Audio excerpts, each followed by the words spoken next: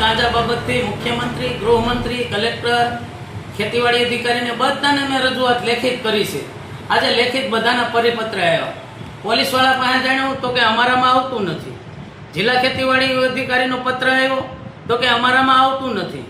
કલેક્ટરનો પત્ર આવ્યો તો કે અમારામાં આવતું નથી. મામલતદાર પાસે જાણ્યો તો કે અમારામાં આવતું નથી. હવે ખેડૂતો ભૂલે ચૂકે જો 2-5 છોડવા વાવે તો બધાના ઓલામાં આવે.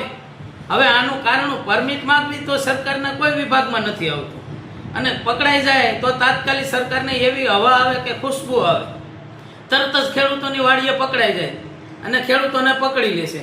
હવે ખેડૂતો પર જો દારૂ વેચવાવાળાને દારૂ પરમિટ મળતી હોય, હથિયારધારીને હથિયારની પરમિટ મળતી હોય તો ખેડૂતોને તો દીકરા છે. તમારી નીતિ નિયમ હેઠળ વાવેતરથી માંડીને વેચાણ સુધી જો નહીં ખેડૂતો માગતા હોય તો પરમિટ તમારે આપવી જોઈએ. હવે મારું એક જ કહેવાનું છે મુખ્યમંત્રીને કે તમારે પરમિટ જોતી હોય તો વિભાગ કયો આવે એ તો ખેડૂતોને જણાવો, તો ખેડૂતો પરમિટ માંગે ને. હવે મુખ્યમંત્રીને ખબર નથી કે પોલીસમાં આવે છે, મામલતદારમાં આવે છે કે પછી જિલ્લા ખેતીવાડી કરીને અત્યારે પરમિટ માંગી છે. મુખ્યમંત્રીથી કામ મૂર્તિના બધા અધિકારી નેતાએ ઊંચા હાથ કરી દીધા. તો આજે નીચે આપ ઉપર આકાશ, તો ખેડૂતને જવું ક્યાં? બમણી આવક થશે કેમ અમારી?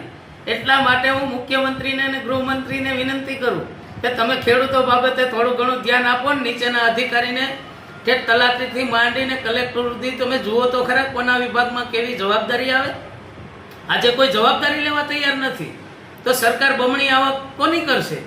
ખેડૂતોની તો થવાની નથી. આ બાબતે હું તાત્કાલિક ગૃહમંત્રીને, કલેક્ટરને અને મુખ્યમંત્રીને ધારદાર રજૂઆત કરું છું કે ખેડૂતો બાબત તાત્કાલિક નોંધ લઈ અને જે વિભાગમાં આવતું હોય એનો લેખિત પરિપત્ર સરકારે ખેડૂત સુધી પહોંચાડે એવી મારી નમ્ર અપીલ છે. જય જવાન, જય કિસાન.